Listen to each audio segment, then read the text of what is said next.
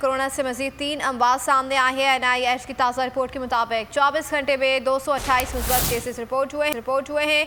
मुस्बत केसेस की शरह 1.28% रही है। 114 मरीजों की अभी तशवीशनाक बताई जाती है। कोरोना से मजीद 3 अमवात सामने आए हैं। NIH की जारी करदा ताज़ा रिपोर्ट के मुताबिक 24 घंटे में 228 मुस्बत केसेस रिपोर्ट हुए हैं और मुस्बत केसेस की शरह 1.28% रही। 114 मरीजों की हालत अब भी तशवीशनाक बताई जा रही है। कोरोना से मजीद 3 अमवात सामने आए हैं। NIH की ताज़ा रिपोर्ट के मुताबिक 24 घंटे में 228 मुस्बत केसेस रिपोर्ट हुए हैं।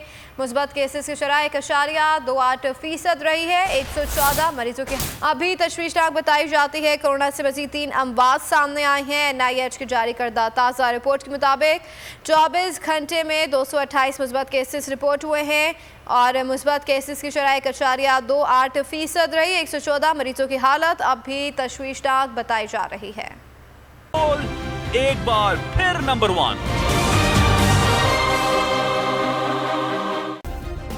सब्सक्राइब करें और बेल दबाएं ताकि कोई खबर रह न जाए।